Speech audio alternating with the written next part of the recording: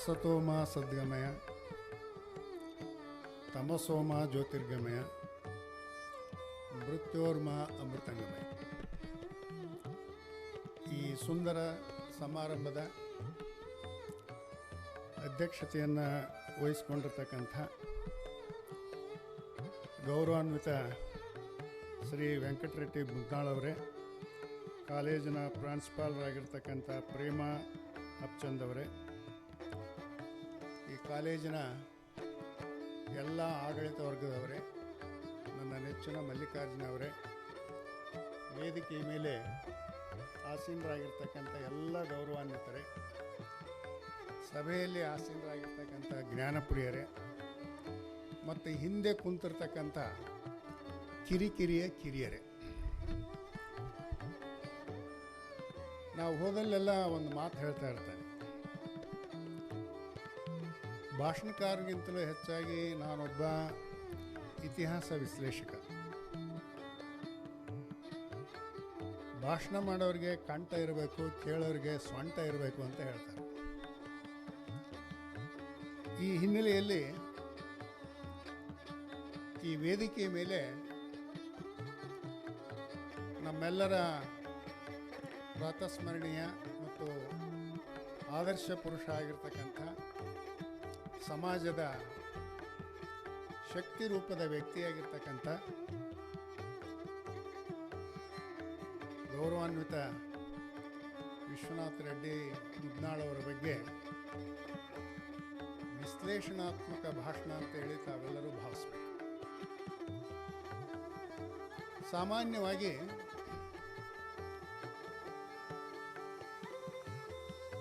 ಐತಿಹಾಸಿಕ ಘಟನೆಗಳು ಸೃಷ್ಟಿಯಾಗ್ತಕ್ಕಂಥ ಸಂದರ್ಭದಲ್ಲಿ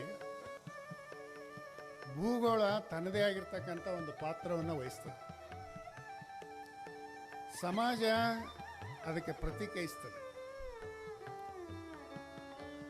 ಮತ್ತು ಸತ್ಪುರುಷರು ತಮ್ಮ ಅಗಾಧವಾಗಿರ್ತಕ್ಕಂಥ ಶಕ್ತಿ, ವಿದ್ವತ್ತು, ನಿಸ್ವಾರ್ಥ ಸೇವೆಯಿಂದ ಇವತ್ತು ಪ್ರಪಂಚದಲ್ಲಿ ಇತಿಹಾಸದ ಪುಟಗಳಲ್ಲಿ ಕಂಗೊಳಿಸ್ತಕ್ಕಂಥದ್ದನ್ನು ನಾವು ಕಾಣ್ತಾ ಇದ್ದೀವಿ.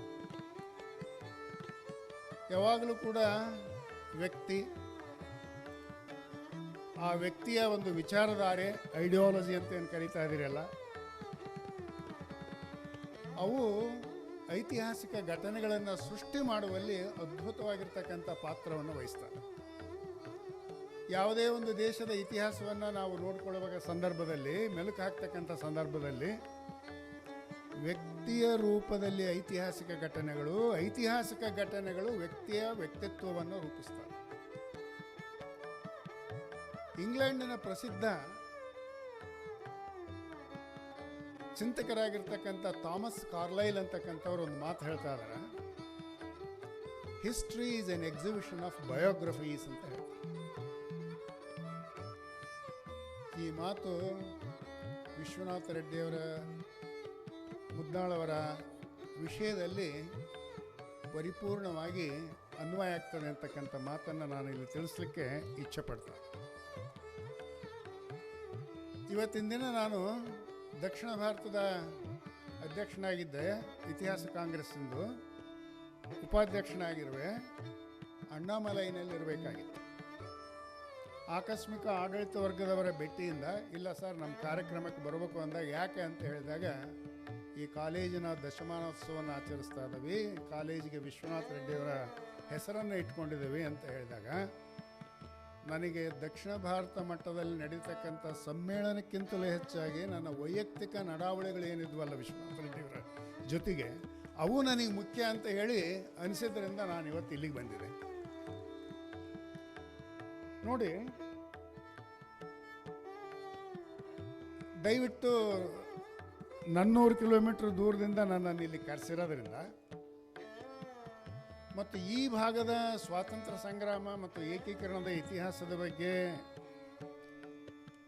ಪ್ರೈಮರಿ ಆ್ಯಂಡ್ ಸೆಕೆಂಡರಿ ಸೋರ್ಸನ್ನು ಉಪಯೋಗಿಸ್ಕೊಂಡು ನಾನು ಸಂಶೋಧನೆ ಮಾಡಿರೋದರಿಂದ ಇತಿಹಾಸದ ಘಟನೆಗಳನ್ನು ನಿಮಗೆ ತಿಳಿಸ್ಕೊಂತ ಹೋದಂಗಲ್ಲ, ಆ ಘಟನೆಗಳಲ್ಲಿ ವಿಶ್ವನಾಥ ರೆಡ್ಡಿಯವರು ವಹಿಸಿರ್ತಕ್ಕಂಥ ಪಾತ್ರ ಎಂತಹದು ಅಂತಕ್ಕಂಥದ್ದು ನಿಮಗೆ ಗೊತ್ತಾಗ್ತದೆ.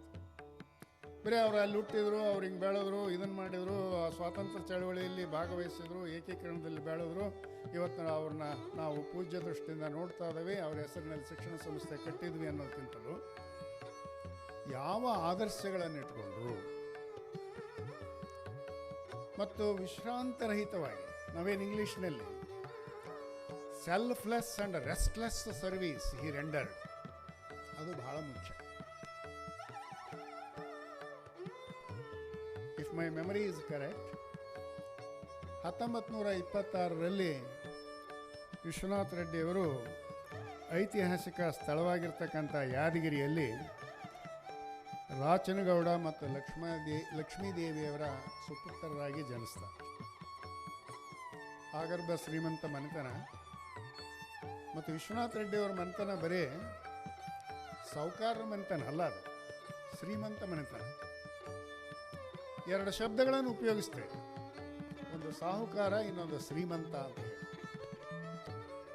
ಹಣ ಇದ್ದವನು ಸಾಹುಕಾರ, ಹೃದಯ ಇದ್ದವನು ಶ್ರೀಮಂತ. ಹಾಗಾಗಿ ತಮ್ಮ ಹೃದಯ ಶ್ರೀಮಂತಿಕೆಯಿಂದ ಆ ಭಾರತ ಮತ್ತು ಈ ಭಾಗ ಆಧುನೀಕರಣಗೊಳ್ಳಬೇಕು, ಸಬಲೀಕರಣಗೊಳ್ಳಬೇಕು, ಆ ನಿಟ್ಟಿನಲ್ಲಿ ಅವರು ಕೆಲಸ ಮಾಡಿದರು. ಒಂದೊಂದು ಸರ್ತಿ ಎಲ್ಲರೂ ನಾಯಕರಾಗ್ಲಿಕ್ಕೆ ಆಗೋದಿಲ್ಲ. ನಮ್ಮ ತಂದೆ ಬಳ್ಳಾರಿ ಜಿಲ್ಲಾ ವೀರಶೈವ ವಿದ್ಯಾವರ್ತಕ ಸ್ಥಾಪಕರಲ್ಲಿ ಒಬ್ಬರು BC ಬಸಪ್ಪ ಅಂತ ಹೇಳಿ ಕನ್ನಡ ಪಂಡಿತರು. ಅವರು ಇಟ್ಟಿರ್ತಕ್ಕಂಥ ಹೆಜ್ಜೆಗಳು ದೊಡ್ಡವು, ನಾವಿಟ್ಟರವು ಪುಟ್ಟವು. ಆದರೂ ಒಂದು ಸಂತೋಷ, ನಮ್ಮ ತಂದೆ ತಾಯಿಗಳಿಗೆ ಕೆಟ್ಟ ಹೆಸರು ಬರದ ಹಾಗೆ 70 ವರ್ಷ ಇವತ್ತು ಆದರೂ ಕೂಡ ಇನ್ನೂ ಒಂದು ಅವ್ರು ಹಾಕಿಕೊಟ್ಟಿರ್ತಕ್ಕಂಥ ಸನ್ಮಾರ್ಗದಲ್ಲಿ ನಾವು ನಡೀತಾ ಇದ್ದೇವೆ ಅಂತ. ಇವತ್ತು ವಿಶ್ವನಾಥ ರೆಡ್ಡಿಯವರು ಹಾಕಿಕೊಟ್ಟಿರ್ತಕ್ಕಂಥ ಒಂದು ಮೌಲ್ಯಗಳೇನದವಲ್ಲ, ಆ ಮೌಲ್ಯಗಳನ್ನು ಸಾಕಾರಗೊಳಿಸ್ಬೇಕು ಅಂತಕ್ಕಂಥ ದೃಷ್ಟಿಯಿಂದ, ಅವರು ಸಾಮಾನ್ಯ ವ್ಯಕ್ತಿ ಅಲ್ಲ.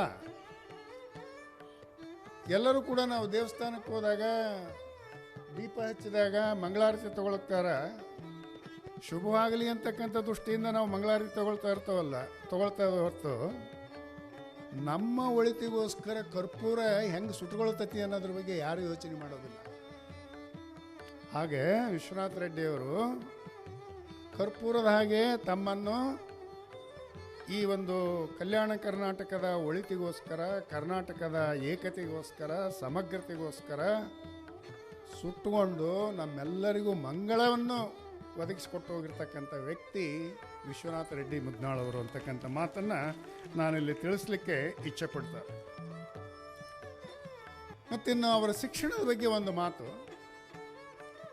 ಯಾವಾಗಲೂ ಕೂಡ ಸ್ವಾತಂತ್ರ್ಯ ಪೂರ್ವದಲ್ಲಿ, ಅಂದರೆ ಈ ಒಂದು ಕಲ್ಯಾಣ ಕರ್ನಾಟಕವನ್ನು ಆಳ್ತಕ್ಕಂಥ ನಿಜಾಮರ ಸಂಸ್ಥಾನ ಭಾರತದ ಒಕ್ಕೂಟದಲ್ಲಿ ಏನು ಸೆಪ್ಟೆಂಬರ್ 17, 1948 ವಿಲೀನ ಆಯ್ತಲ್ಲ, ಅದಕ್ಕೂ ಪೂರ್ವದ ಇಲ್ಲಿಯ ಸ್ಥಿತಿಗತಿಗಳನ್ನು ನೋಡಿಕೊಂಡಾಗ ಶೋಚನೀಯ ಸ್ಥಿತಿ. ಅದನ್ನು ಇಂಗ್ಲೀಷ್ನಲ್ಲಿ ಒಂದು ಮಾತಿನಲ್ಲಿ ಹೇಳ್ಬಿಡ್ತಾರೆ. ಯಾಕಂದರೆ ಬರೇ ಕಂಡೀಷನ್ಸ್ ಆಫ್ ಹೈದರಾಬಾದ್ ಕರ್ನಾಟಕ ಅಂತ ಹೇಳಿ ಒಂದು ತಾಸು ಮಾತನಾಡ್ಬೋದು. ವಿಶ್ವನಾಥ ರೆಡ್ಡಿ ಮುದ್ನಾಳವರು ಹುಟ್ಟಿರ್ತಕ್ಕಂಥ ವರ್ಷಗಳಲ್ಲಿ ಸ್ವಾತಂತ್ರ್ಯ ಬಂದಿರತಕ್ಕಂಥ ಜವಾಬ್ದಾರಿ ಸರ್ಕಾರ ಬಂದಾಗ ಹೆಂಗಿತ್ತು ಅಂತ ಹೇಳಿದ್ರೆ ನಮ್ಮ ಸಮಾಜ, our society was characterised by social schisms, political upheavals, religious atrocities, because it was tinctured by the doctrines of communalism, feudalism, and people were living in the state of slavery, and they were required to face two enemies to secure the responsible government integrated to the Union of India. ಇಂಥ ಒಂದು ಪರಿಸ್ಥಿತಿಯಲ್ಲಿ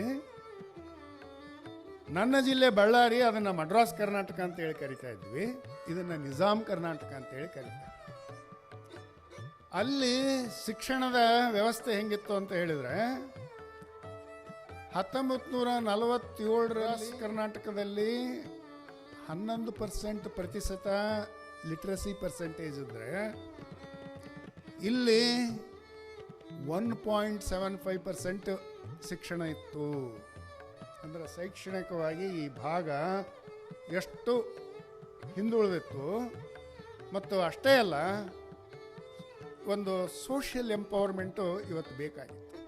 ಅಂಥ ಒಂದು ಪರಿಸ್ಥಿತಿಗಳಲ್ಲಿ ತಮ್ಮೂರಿನಲ್ಲೇ ಪ್ರಾಥಮಿಕ ಶಿಕ್ಷಣವನ್ನು ಪೂರೈಸಿಕೊಂಡು 1917ರಲ್ಲಿ, if my memory is correct, Osmania ವಿಶ್ವವಿದ್ಯಾಲಯ ಏನು ಸ್ಥಾಪನೆ ಆಯ್ತಲ್ಲ, ಅಲ್ಲಿ ತಮ್ಮ ಪದವಿಯನ್ನು ಮುಗಿಸಿದರು. ಮತ್ತು LLM, ಈ ಮಾಸ್ಟರ್ ಆಫ್ ಸೆರೆಮನಿ ಹೇಳ್ತಕ್ಕಂಥ ಒಂದು ಸಂದರ್ಭದಲ್ಲಿ ಒಂದು ಮಾತು ಹೇಳಿದರು. LLM ಮಾಡ್ತಕ್ಕಂಥ ಸಂದರ್ಭದಲ್ಲಿ ಅವರು ವಕೀಲ ವೃತ್ತಿಯಿಂದ ಇನ್ನು ಸ್ವಾತಂತ್ರ್ಯ ಚಳವಳಿಗೆ ಧುಮುಕ್ತಕ್ಕಂಥ ಸಂದರ್ಭ ಒದಗಿ ಬಂತು. ನಾವು ಬಯೋಗ್ರಫಿಯನ್ನು ಹೇಳಬೇಕಾದ್ರೆ, ಜೀವನ ಚರಿತ್ರೆಯನ್ನು ಕುರಿತು ಹೇಳಬೇಕಾದ್ರೆ, ಫ್ರಾನ್ಸಿನ ಕ್ರಾಂತಿ ತಗೊಳ್ರಿ, ಅಲ್ಲಿ Voltaire, Montesquieu, Rousseau, they inculcated ideas of equality, liberty, freedom in the minds of the people and make people to revolt against monarchical rule. ಇನ್ನು ನಮ್ಮ ಫ್ರೀಡಮ್ ಮೂಮೆಂಟ್ ತಗೊಂಡಾಗ ಇಲ್ಲಿನೂ ನಾವು ವ್ಯಕ್ತಿಗಳನ್ನು ಕಾಣ್ತಾ ಇದ್ದೀವಿ. ಎವಲ್ಯೂಷನರಿ ಫ್ರೀಡಮ್ ನೇತಾರ ಗಾಂಧೀಜಿ ಆಗಿದ್ದರೆ, ರೆವಲ್ಯೂಷನರಿ ಫ್ರೀಡಮ್ ನೇತಾರ ನಮಗೆ ಸುಭಾಷ್ ಚಂದ್ರ ಬೋಸ್ ಆಗಿ ಕಾಣ್ತಾ ಇದ್ದಾರೆ, ವಲ್ಲಭಾಯ್ ಪಟೇಲ್ರಾಗಿ ಕಾಣ್ತಾರೆ. ಇವತ್ತು ಭಾರತ ದೇಶದ ಚರಿತ್ರೆಯನ್ನು ಗಾಂಧೀಜಿ, ಸುಭಾಷ್ ಚಂದ್ರ ಬೋಸು, ವಲ್ಲಭಾಯ್ ಪಟೇಲು ಇವರ ಹೆಸರನ್ನು ಹೇಳದಲೇ ನಾವು ಹೇಳಲಿಕ್ಕೆ ಬರೋಂಗಿಲ್ಲ. ಈ ಮಾತನ್ನು ಯಾಕೆ ಹೇಳ್ತಾ ಇದ್ದಾನಂದರೆ, ಹೆಂಗ ವ್ಯಕ್ತಿ ಸಮಾಜದಲ್ಲಿ ಒಂದು ಶಕ್ತಿಯಾಗಿ ಬೆಳೆದು ತನ್ನ ಒಂದು ಶಕ್ತಿ, ಸಾಮರ್ಥ್ಯ ಮತ್ತು ಸ್ಯಾಕ್ರಿಫೈಸ್ ಅಂತವಲ್ಲ, ತ್ಯಾಗ ಬಲಿದಾನಗಳಿಂದ ಇತಿಹಾಸವನ್ನು ಸೃಷ್ಟಿ ಮಾಡ್ತಾ ಇದ್ದಾನೆ. ಇನ್ನು ರಷ್ಯಾಕ್ಕೆ ಹೋದರೆ ಲೆನಿನ್ನು, ಸ್ಟಾಲಿನ್, ಬಿಸ್ಮಾರ್ಕ್ ಜರ್ಮನಿಗೆ ಹೋದಾಗ ಬಿಸ್ಮಾರ್ಕ್, ಇಟಲಿಗೆ ಹೋದಾಗ ಮುಸೋಲಿನಿ. ನಮ್ಮ ಹೈದರಾಬಾದ್ ಕರ್ನಾಟಕದ ಸ್ವಾತಂತ್ರ್ಯ ಏಕೀಕರಣ ಅಂತ ಬಂದಾಗ ನಮಗೆ ನೆನಪಾಗ್ತಕ್ಕಂಥ ವ್ಯಕ್ತಿಗಳು ಸ್ವಾಮಿ ರಮಾನಂದ ತೀರ್ಥು, ವಿಶ್ವನಾಥ ರೆಡ್ಡಿ ಮುದ್ನಾಳು, ಸರ್ದಾರ್ ಶರಣಗೌಡ ಇನಾಮದಾರು, ಅಳವಂಡಿ ಶಿವಮೂರ್ತಿ ಸ್ವಾಮಿಗಳು, ಮಾಗಾವಿನ ಚಂದ್ರಶೇಖರ್ ಪಾಟೀಲು, RV ಬಿಡಪ್ಪ, AV ಪಾಟೀಲ್ರವರು, ಮಠಮಾರಿ ನಾಗಪ್ಪ ಅಂತಕ್ಕಂಥವರು. ಒಂದು ಸಂತೋಷ ಅನಿಸ್ತದೆ. ನಂದು ಫೀಲ್ಡ್ ವರ್ಕ್ ಮಾಡಿದಾಗ ಸುಮಾರಾಗಿ ಹೈದರಾಬಾದ್ ಕರ್ನಾಟಕದ ಅವತ್ತಿನ 3 ಜಿಲ್ಲೆಗಳು, ರಾಯಚೂರು, ಬೀದರು, ಗುಲ್ಬರ್ಗದ 80% ಹಳ್ಳಿಗಳನ್ನು ನಾನು ವಿಸಿಟ್ ಮಾಡಿ ಜೀವಂತವಾಗಿರ್ತಕ್ಕಂಥ ಸ್ವಾತಂತ್ರ್ಯ ಯೋಧರನ್ನು ಏನು ಗುರುತಿಸಿದೇವಲ್ಲ, ಅವರೆಲ್ಲರೂ ಮಹಾನ್ ವ್ಯಕ್ತಿಗಳು. ಮತ್ತು ಅವರಿಂದ ಈ ಇತಿಹಾಸ ಸೃಷ್ಟಿಯಾಗಿದೆ. ಈ ವಿಶ್ವನಾಥ್ ರೆಡ್ಡಿ ಅವರಿಗೆ, ಅವ್ರ ತಂದೆ ತಾಯಿಗಳಿಗೆ ಮಗ ಒಬ್ಬ ಒಳ್ಳೆಯ ವ್ಯಕ್ತಿಯಾಗಿ ಈ ಪ್ರತಿಷ್ಠಿತ ಮನೆತನವನ್ನು ಮುಂದುವರಿಸ್ಕೊಂಡು ಹೋಗ್ತಕ್ಕಂಥ ಒಬ್ಬ ಸಜ್ಜನ ನಾಗರಿಕನಾಗಬೇಕು ಅಂತಕ್ಕಂಥ ಕನಸು ಇದ್ದರೂ ಕೂಡ ಪರಿಸ್ಥಿತಿಗಳು ನಮ್ಮನ್ನು ಎಲ್ಲೆಲ್ಲಿಗೋ ತೆಗೆದುಕೊಂಡು ಹೋಗ್ಬಿಡ್ತಾರೆ. EH ಕಾರ್ ಅಂತಕ್ಕಂಥ ಒಬ್ಬ ಇತಿಹಾಸ ತಜ್ಞ ಒಂದು ಮಾತು ಹೇಳ್ತಾರೆ, conditions create cause of historical events ಅಂತ.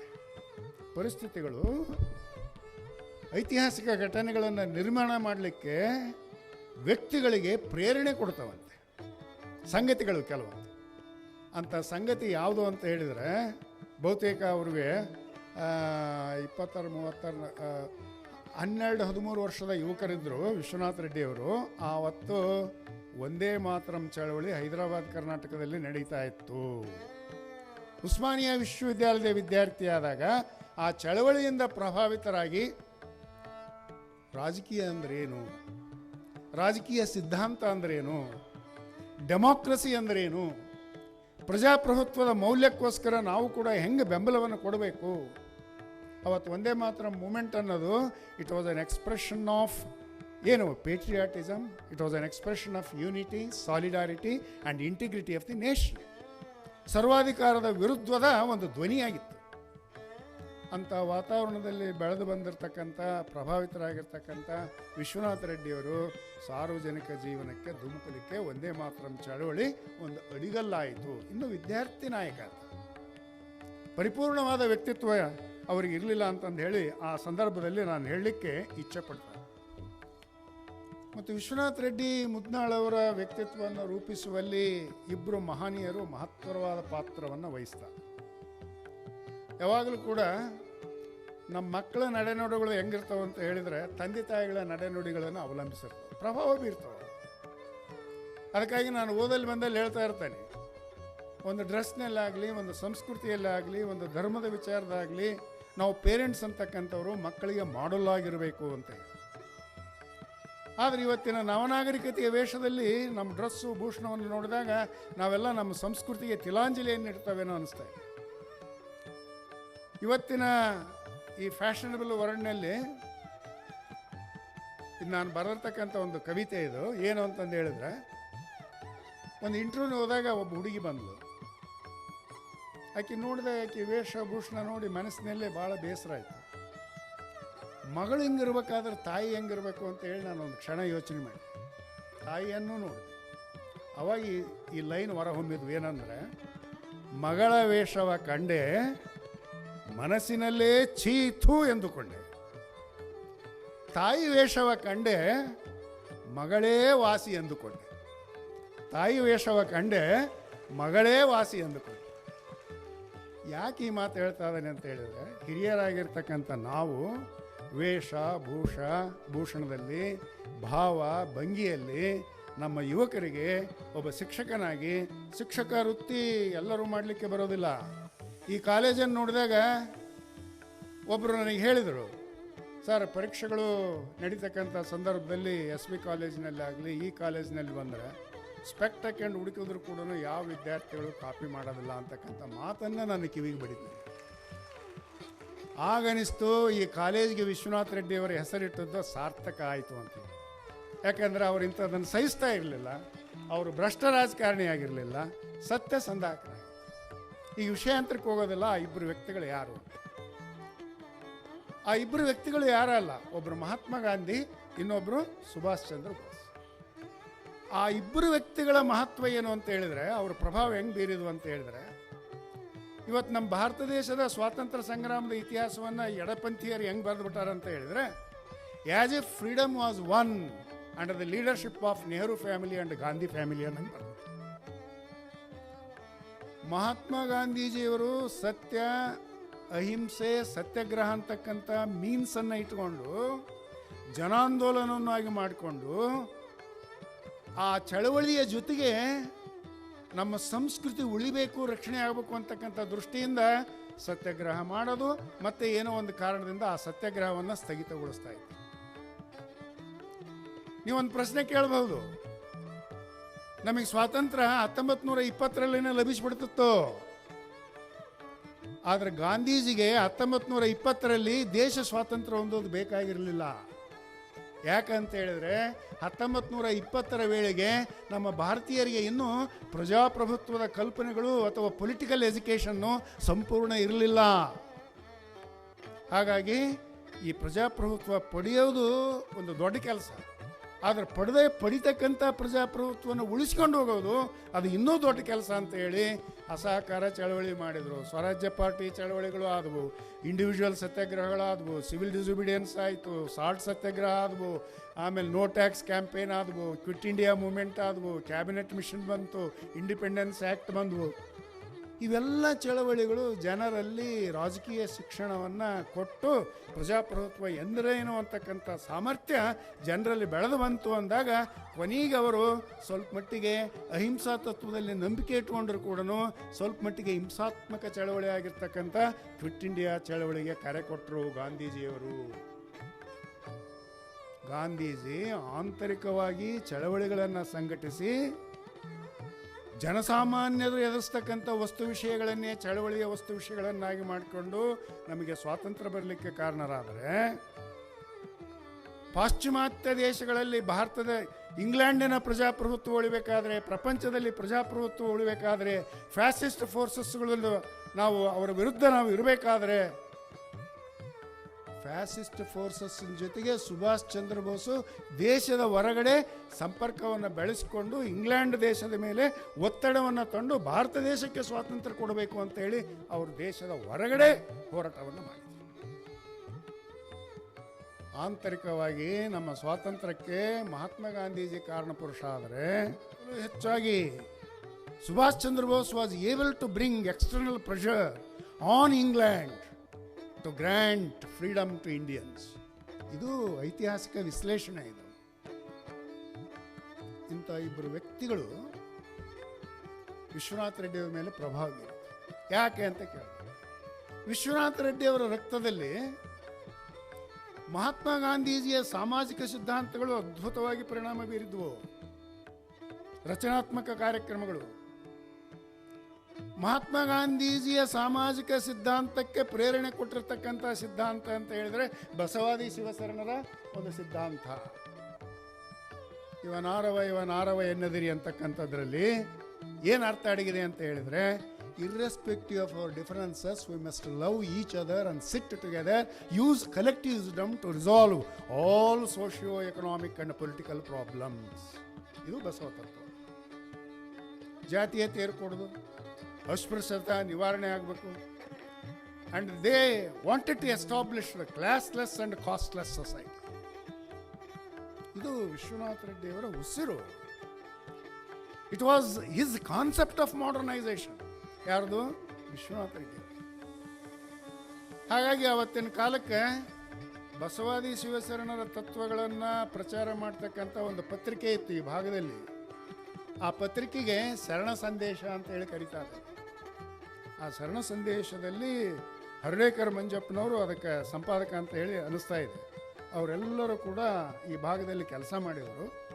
ಮತ್ತು ಅಷ್ಟೇ ಅಲ್ಲ, ನಮ್ಮ ವೀರಶೈವ ಲಿಂಗಾಯತ ಸಬ್ ಕಮಿಟೀಸ್ಗಳಲ್ಲಿ ಸಬ್ ಕಾಸ್ಟ್ನಲ್ಲಿರ್ತಕ್ಕಂಥ ಭಿನ್ನಾಭಿಪ್ರಾಯಗಳನ್ನು ಹೋಗಲಾಡಿಸಿ ನಾವೆಲ್ಲರೂ ಒಂದಾಗಿ ಚೆಂದಾಗಿರಬೇಕು ಅಂತಕ್ಕಂಥ ದೃಷ್ಟಿಯಿಂದ ಈ ಹರ್ಡೇಕರ್ ಮಂಜಪ್ಪನವರು ಈ ಭಾಗದಲ್ಲಿ ಕೆಲಸ ಮಾಡಿದಾಗ ಅವರಿಗೆ ಧ್ವನಿಯಾಗಿ ಅವರ ವಿಚಾರಗಳಿಗೆ ಸ್ಪಂದಿಸಿ ಈ ಇಂಪ್ಲಿಮೆಂಟೇಷನ್ ಅಂದರೆ ಕ್ರಿಯಾ ಯೋಜನೆಯಲ್ಲಿ ತೊಡಗಿಕೊಂಡಿರ್ತಕ್ಕಂಥವರು ಈ ಯಾರು? ನಮ್ಮ Vishwanath Reddy ಬಿದ್ದಾಳೆ.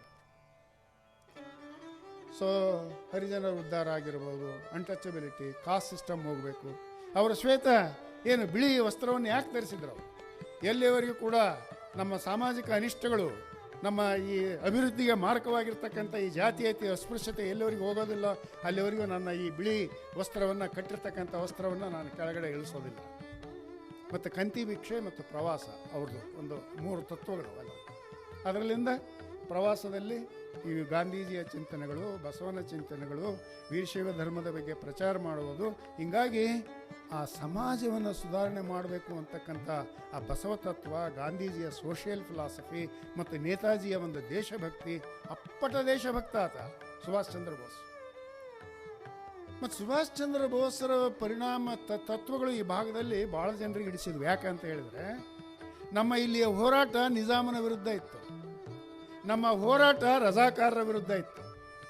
ರಜಾಕಾರರು ಶಸ್ತ್ರಧಾರಿಗಳು, arms and ammunitions ಅನ್ನು ಇಟ್ಟುಕೊಂಡು ದೇಶಭಕ್ತರ ಮೇಲೆ ದಾಳಿ ಮಾಡ್ತಾ ಇದ್ರು.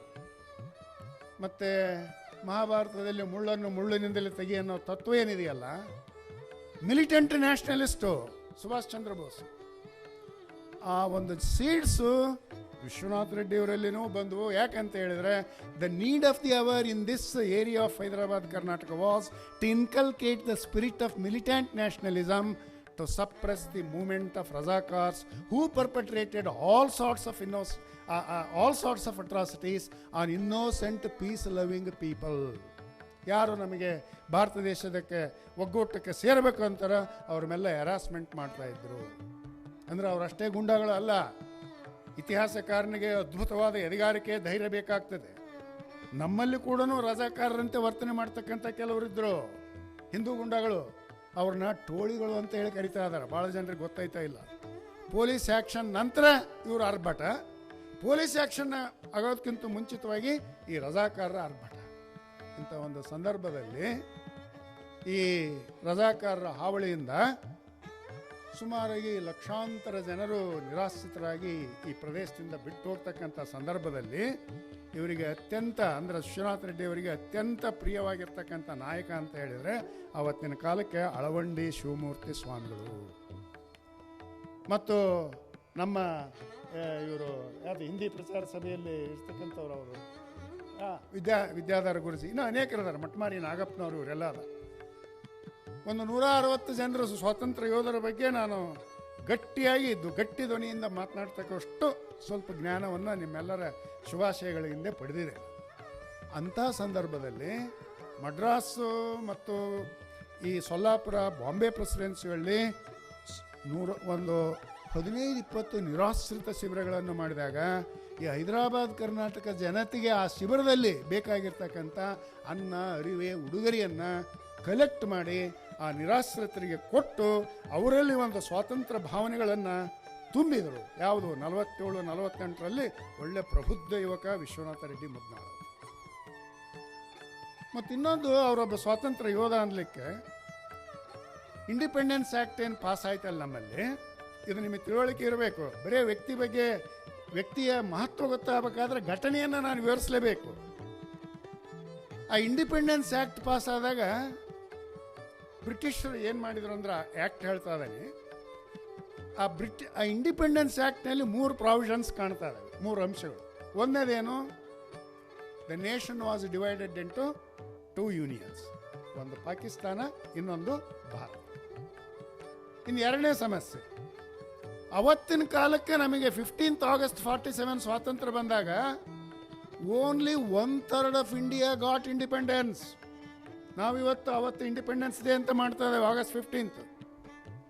ಹಾಗಾದ್ರೆ 2/3 ಆಫ್ ದಿ ನೇಷನ್, ಭಾರತದ 2/3 ಅಂದರೆ 3/4%, 70% ಭಾಗದಲ್ಲಿ ನಮ್ಮ ರಾಜಮನೆತನಗಳು ಆಳ್ವಿಕೆಯನ್ನು ನಡೆಸ್ತಾ ಇದ್ವು.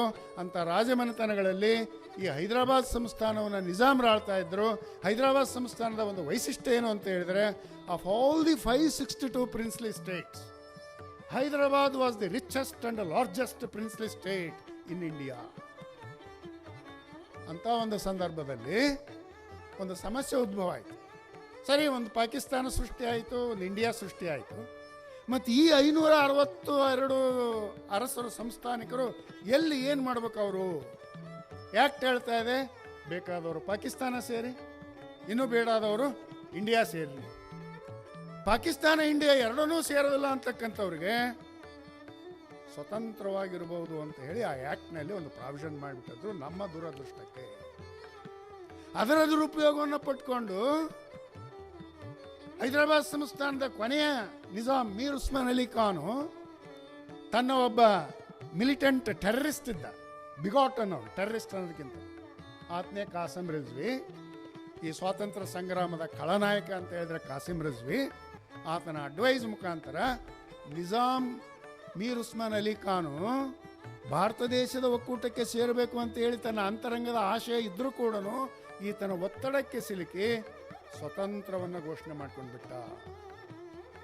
With the exit of British paramountcy I assume sovereignty, ನಾನು ಭಾರತನೂ ಸೇರೋದಿಲ್ಲ, ಇಂಡಿಯಾಕ್ಕೂ ಸೇರೋದಿಲ್ಲ.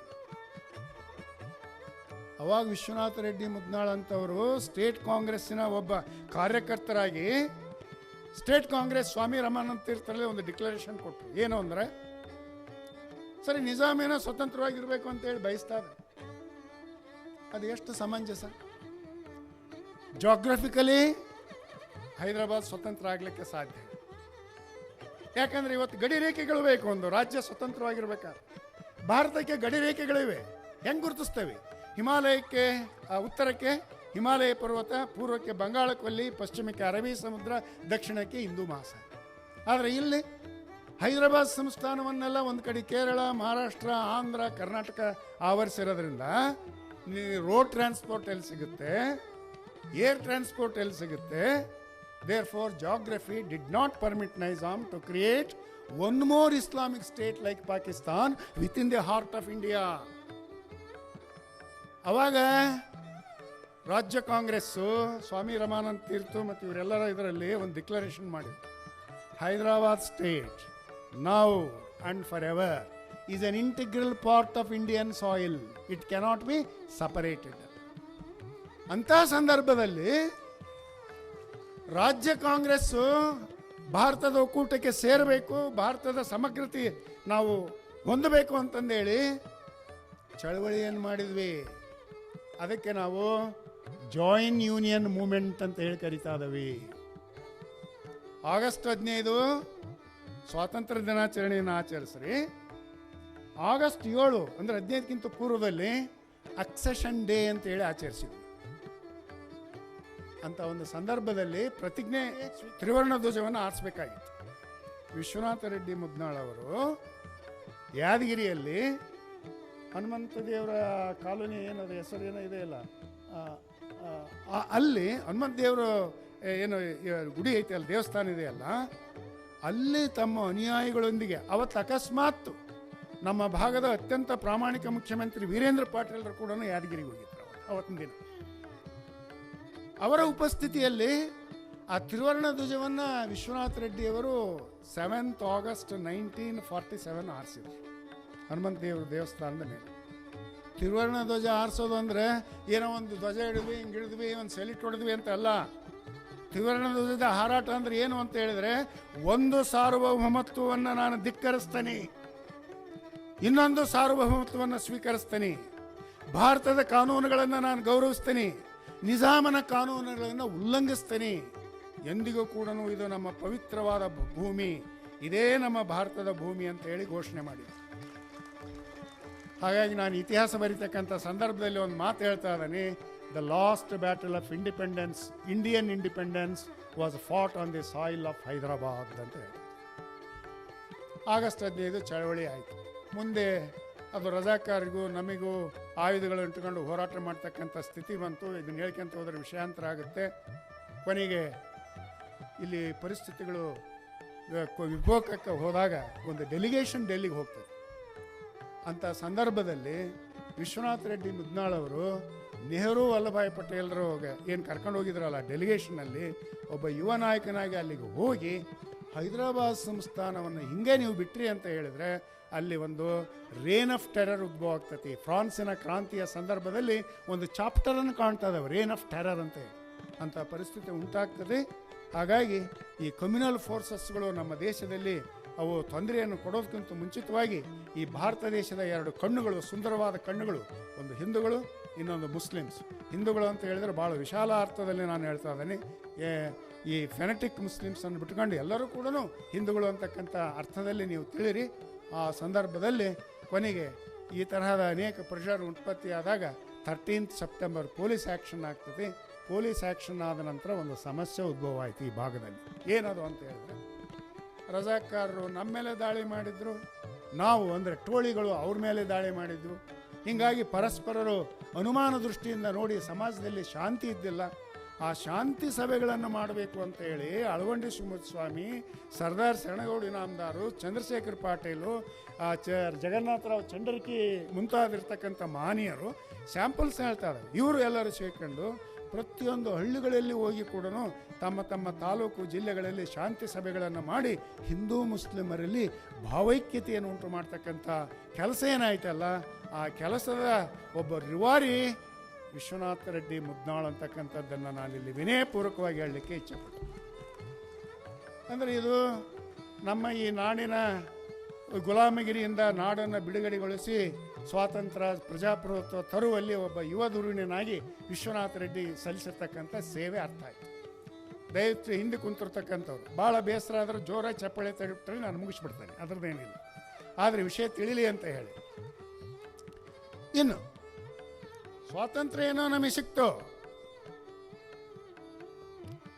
ಸ್ವಾತಂತ್ರ್ಯ ಪಡೆಯೋದು ದೊಡ್ಡದಾಗಿರಲಿಲ್ಲ. ನಮಗೆ ಯಾವುದು ಸವಾಲಾಗಿತ್ತು ನಮ್ಮ ಜನರಿಗೆ ಅಂದರೆ, ಈ ಬೀದರು, ಕಲಬುರಗಿ, ಈ ರಾಯಚೂರು, ಕೊಪ್ಪಳ ಈ ಜಿಲ್ಲೆಗಳಲ್ಲಿ ಆ ರಜಾಕಾರರ ಹಾವಳಿಯಿಂದ ನಮ್ಮ ಭಾಷೆ ಸಂಸ್ಕೃತಿ ಮಲಿನಾಗಿ ಹೋಗಿಬಿಟ್ಟಿತ್ತು.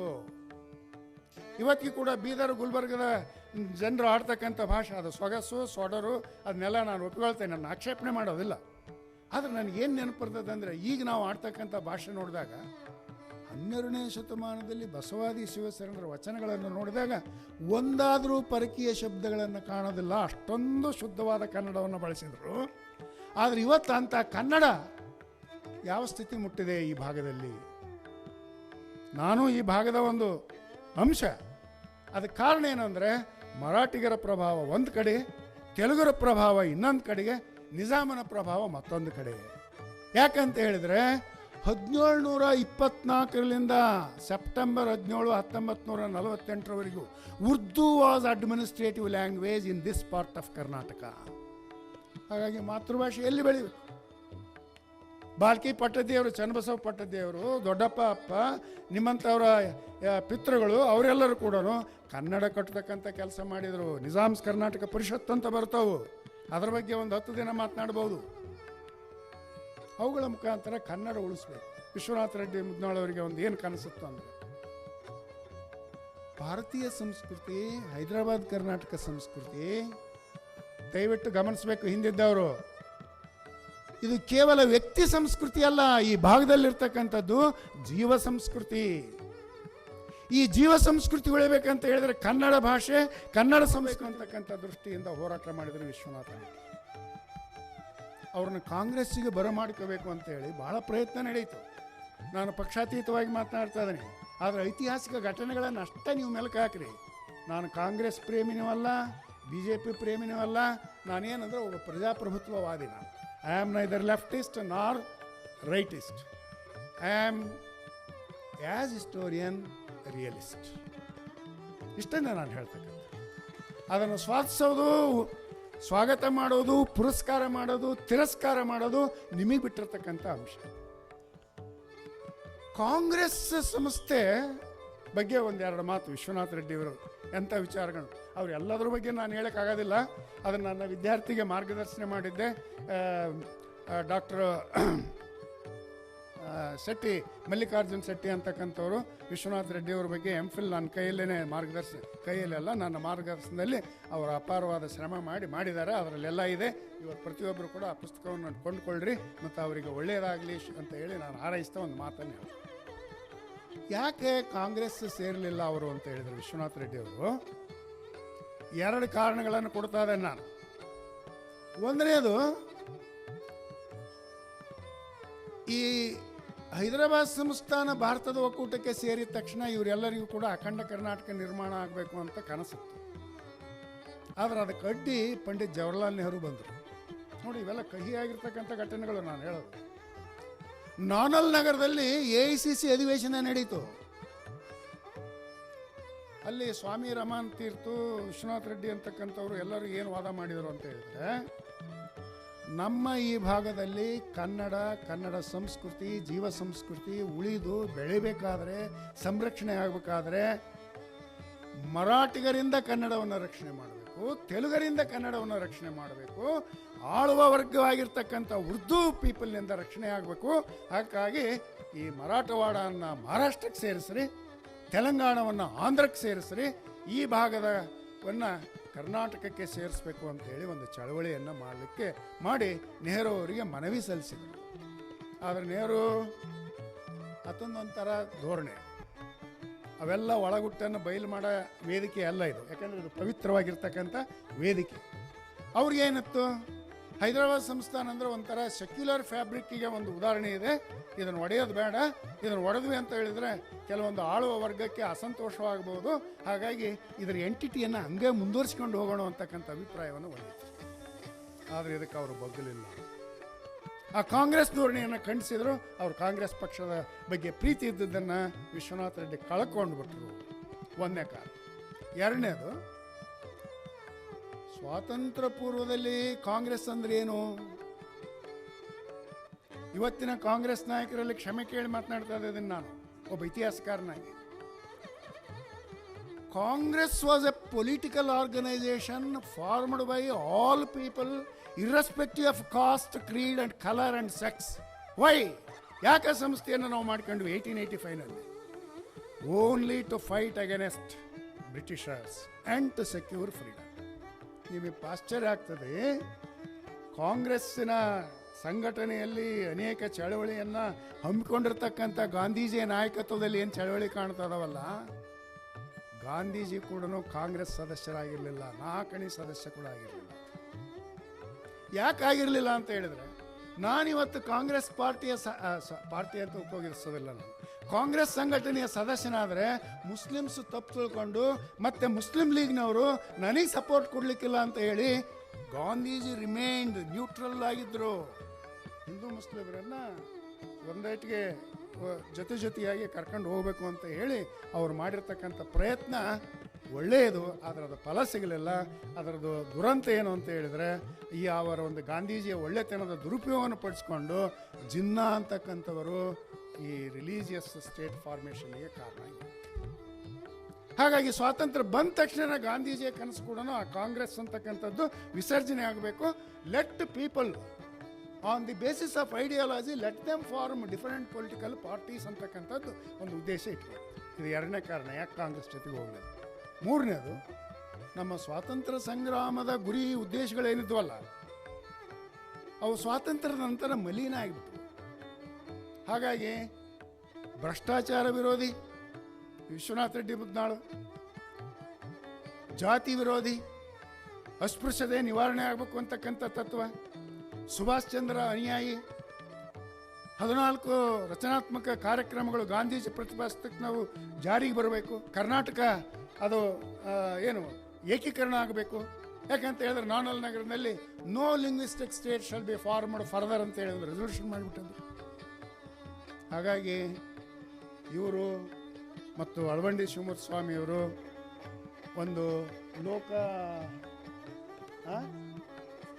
ಲೋಕಸೇವಾ ಸಂಘ ಅಂತೇಳಿ ಒಂದು ರಾಜಕೀಯ ಪಕ್ಷವನ್ನು ಕಟ್ಟಿದ್ರು. ಕೊನೆಯವರೆಗೂ ಕೂಡ ಇದ್ದರು. ಮತ್ತು ಅಲ್ಲಿ ಕೊಪ್ಪಳದಲ್ಲಿ ಅಕರಾನಿ ಅಂತಂದೇಳಿ ಅವರು ಕೂಡ ಯಾರು ಅಳವಂಡಿ ಶಿವಮೂರ್ತಿ ಸ್ವಾಮಿ ನೋಡಿ, ಕರ್ನಾಟಕ ಏಕೀಕರಣ ಆಗ್ತಕ್ಕಂಥ ಸಂದರ್ಭದಲ್ಲಿ ಕಾಂಗ್ರೆಸ್ ಧೋರಣೆಯನ್ನು ಖಂಡಿಸಿ ಅಳವಂಡಿ ಶಿವಮೂರ್ತಿ ಸ್ವಾಮಿ ಮತ್ತು ವಿಶ್ವನಾಥ ರೆಡ್ಡಿ ಮುದ್ನಾಳ್ ಅವರು ಅಖಂಡ ಕರ್ನಾಟಕ ನಿರ್ಮಾಣ ಸಮಿತಿ ಅಂತಕ್ಕಂಥದ್ದನ್ನು ಮಾಡಿ ಆ ಚಳವಳಿಯ ಮುಖಾಂತರ ಮೆಂಬರ್ಶಿಪ್ ಡ್ರೈವನ್ನು ಮಾಡಿಕೊಂಡು ಪ್ರತಿಯೊಂದು ಹಳ್ಳಿಗಳಲ್ಲಿ ಪ್ರವಾಸ ಮಾಡಿ ಏಕೀಕರಣದ ಮಹತ್ವವನ್ನು ತಿಳಿಸ್ಕೊಳ್ತಾ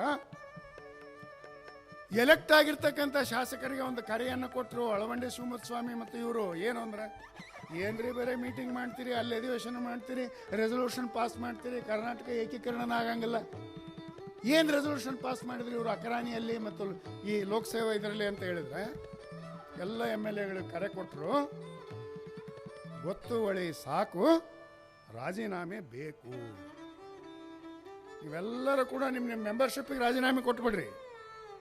ಅದು ಒತ್ತಡ ತರ್ತೈತಿ ಕಾಂಗ್ರೆಸ್ ಮೇಲೆ, ಕೇಂದ್ರ ಸರ್ಕಾರದ ಮೇಲೆ. ಆಗ ಏಕೀಕರಣ ಆಗ್ತೈತಿ.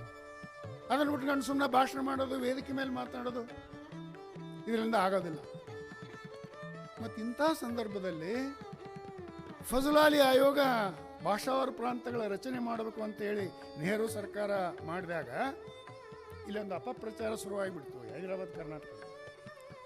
ಏನದು ಅಪಪ್ರಚಾರ ಅಂದರೆ, ಕೇವಲ ವೀರಶೈವ ಲಿಂಗಾಯತರು ಮಾತ್ರ ಈ ಭಾಗವನ್ನು ಕರ್ನಾಟಕದಲ್ಲಿ ವಿಲೀನ ಮಾಡಲಿಕ್ಕೆ ಇಚ್ಛೆ ಪಡ್ತಾ ಇದ್ದಾರೆ, ಸಮಾಜದ ಇತರ ವರ್ಗದವರಿಗೆ ಇಚ್ಛೆ ಇಲ್ಲ ಅಂತಕ್ಕಂಥ ಅಪಪ್ರಚಾರ ಶುರುವಾಯಿತು.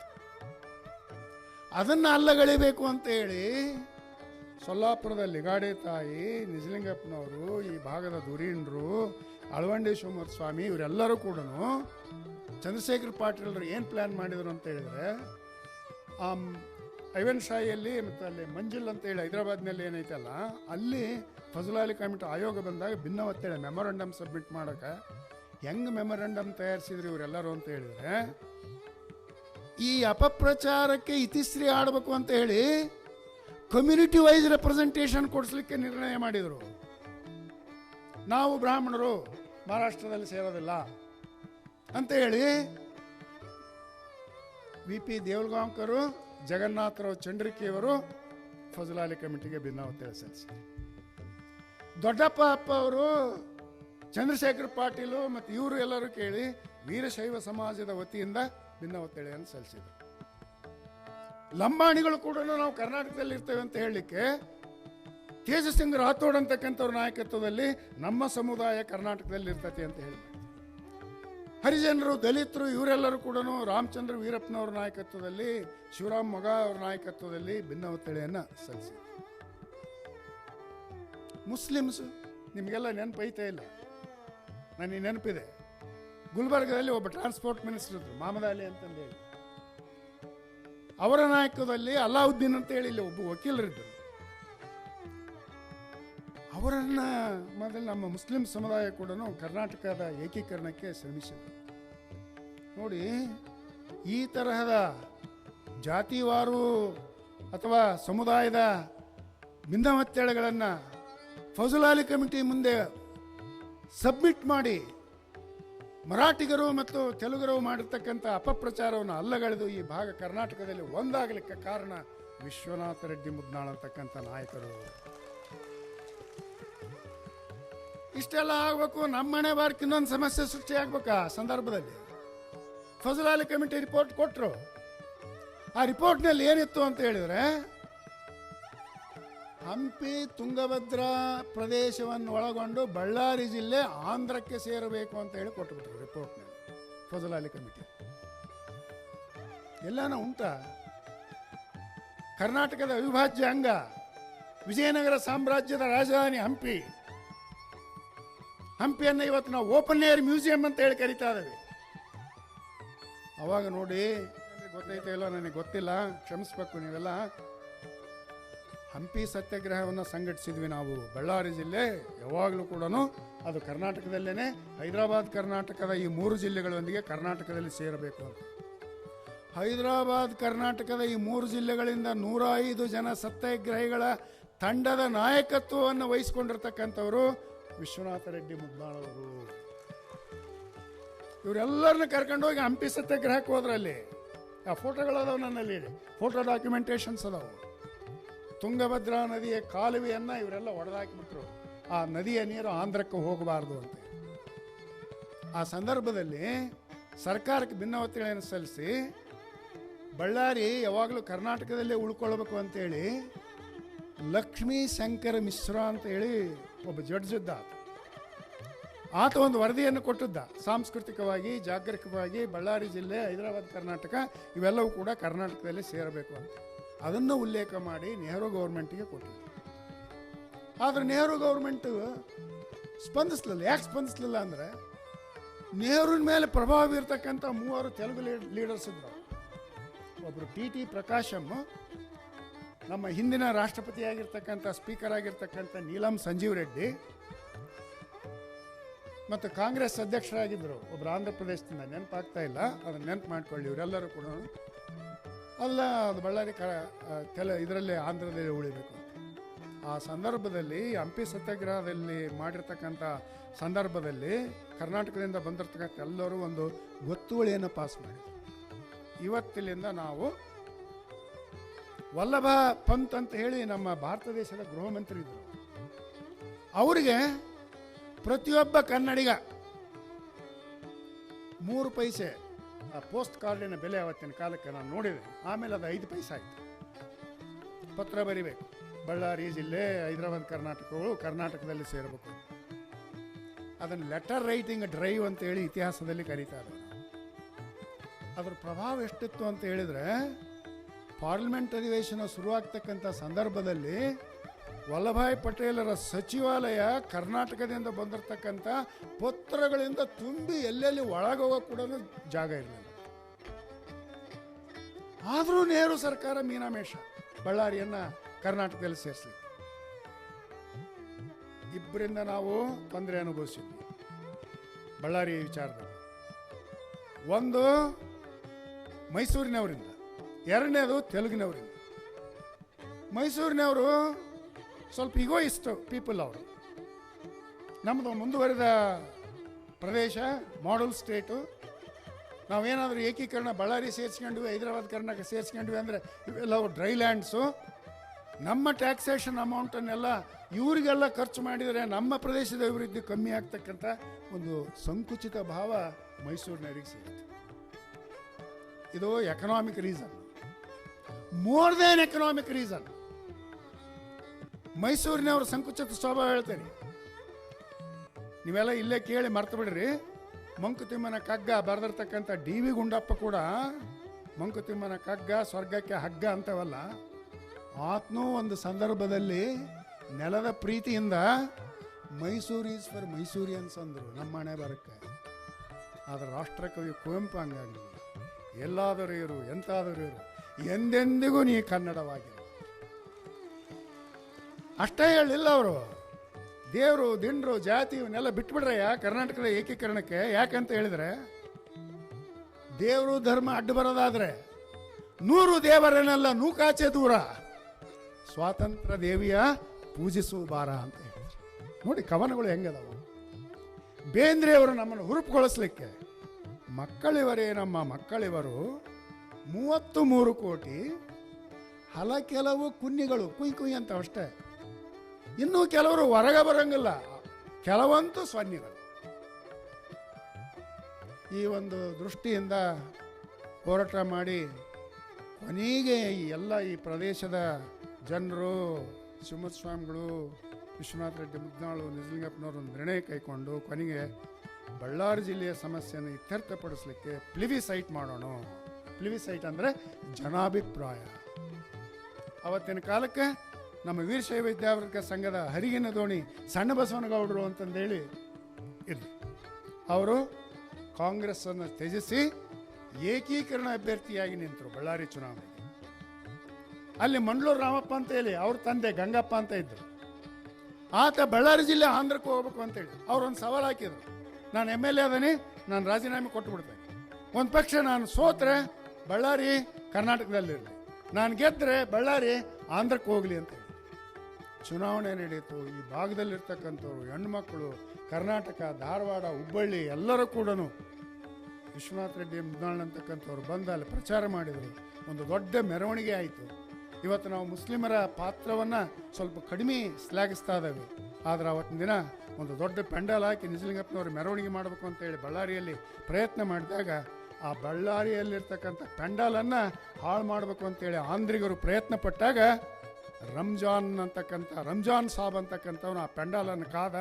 ಆದರೆ ಆಂಧ್ರಿಗರು ಆತನ ಮೇಲೆ ಆ್ಯಸಿಡ್ ಒಗೆದು ಅಲ್ಲೇನೇ ಆತ ರಂಜಾನ್ ಸಾಬ್ ಅಂತಕ್ಕಂಥವನು ಹುತಾತ್ಮನಾದ. ಅಂದರೆ ಮುಸ್ಲಿಮ್ಸ್ ಕೂಡ ನಮ್ಮ ನಾಡು ನುಡಿಗೋಸ್ಕರ ಸೇವೆ ಸಲ್ಲಿಸಿದ್ರು. ಅಂಥವ್ರನ್ನು ಕೂಡ ನಾವು ಜೊತೆಯಾಗಿಯೇ ಇವತ್ತು ಕರ್ಕೊಂಡು ಹೋಗ್ತಕ್ಕಂಥ ಅವಶ್ಯಕತೆ ಇದೆ ಅನ್ನಲಿಕ್ಕೆ ಎಕ್ಸಾಂಪಲ್ಸ್ ವಿರಳವಾಗಿದ್ದರೂ ಕೂಡ ಅವನ್ನ ನಾವು ಹೆಚ್ಚು ಒತ್ತಿ ಹೇಳಬೇಕು.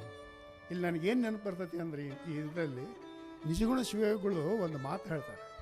ಏನು ಹೇಳ್ತಾರೆ ಅಂತ ಹೇಳಿದರೆ, ಪರರ ಸದ್ಗುಣಗಳು ಇವು ನೆನಪಿನಲ್ಲಿಟ್ಕೊಳ್ರಿ. ಜೀವನದಲ್ಲಿ ಎಲ್ಲರೂ ನೆನಪಿನಲ್ಲಿಟ್ಕೊಳ್ಬೇಕು. ನಾವೆಲ್ಲ ಚೆನ್ನಾಗಿರ್ಬೇಕಾದ್ರೆ ಹಿಂದೂಸು, ಮುಸ್ಲಿಮ್ಸು, ದಲಿತರು ಎಲ್ಲರೂ ಒಂದಾಗಿರಬೇಕಾದ್ರೆ ಅವ್ರು ಏನು ಹೇಳ್ತಾರೆ ಗೊತ್ತಾ? ಪರರ ಸದ್ಗುಣಗಳು ಪರಮಾಣುವಿನಂತೆ ಕಂಡರೂ ಪರ್ವತದಂತೆ ಶ್ಲಾಘಿಸಬೇಕು. ಇವತ್ತು ಬರೀ ನಮ್ಮಲ್ಲಿರ್ತಕ್ಕಂಥ ದುರ್ಗುಣಗಳನ್ನೇ ಹೈಲೈಟ್ ಮಾಡಬಾರ್ದು. ನಾನು ಒಳ್ಳೆಯನಾಗಿ ಕಾಣ್ಬೋದು, ಇತರರು ಇಲ್ಲಿ ಸ್ವಲ್ಪ ಒಳ್ಳೆತನ ಇದ್ದರೂ ಕೂಡ ಅದನ್ನು ಹೆಚ್ಚು ಶ್ಲಾಘಿಸಿದರೆ ನಾವೆಲ್ಲರೂ ಒಂದಾಗಿ ಚೆಂದಾಗಿರಲಿಕ್ಕೆ ಸಾಧ್ಯ ಅಂತಕ್ಕಂಥ ಮಾತನ್ನು ನಾನು ಹೇಳ್ತಾ ಇದ್ದೀನಿ.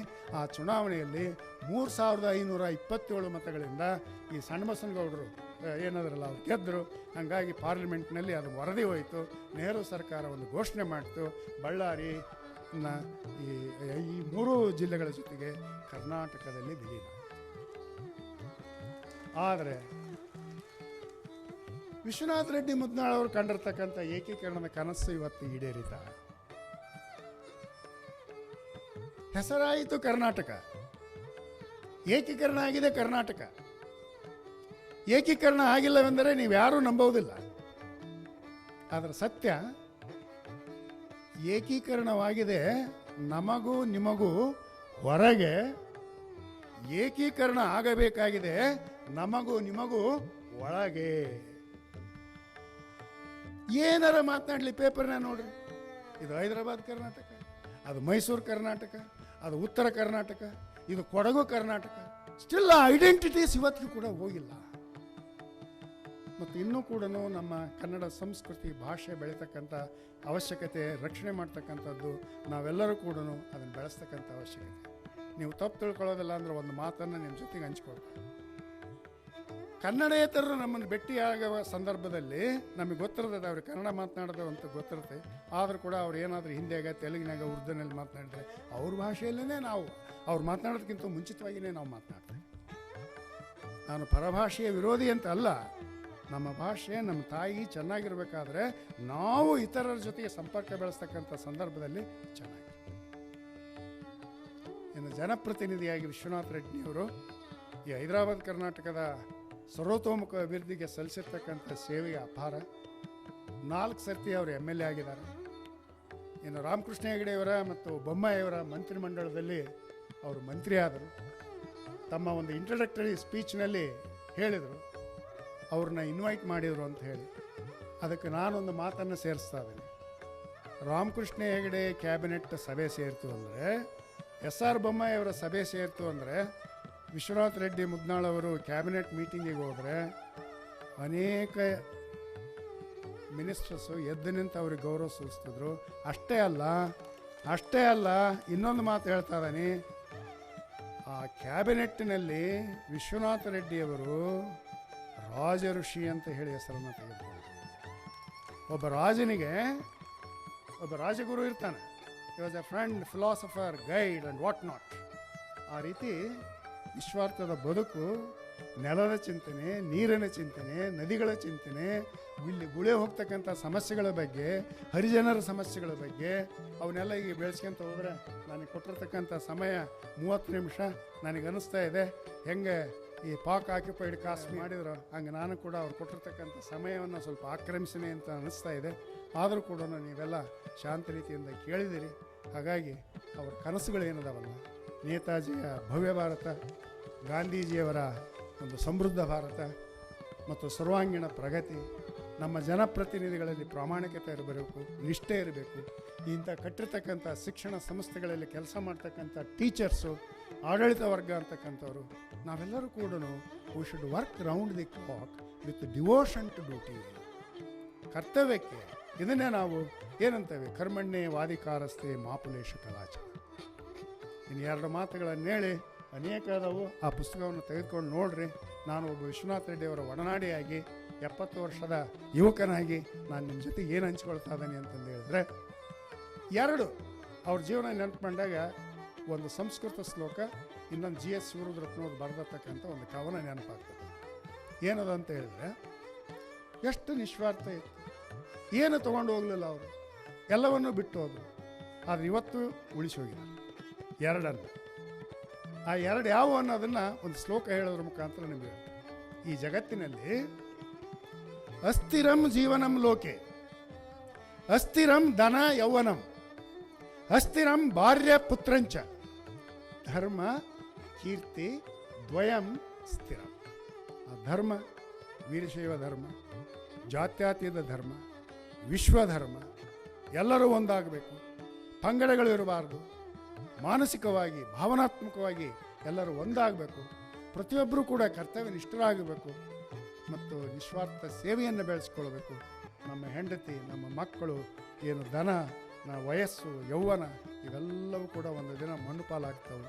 ಪಂಚಭೂತಗಳಿಂದ ಸೃಷ್ಟಿಯಾಗಿರ್ತಕ್ಕಂಥ ಈ ದೇಹ ಪಂಚಭೂತಗಳಲ್ಲಿ ವಿಲೀನ ಆಗ್ತದೆ.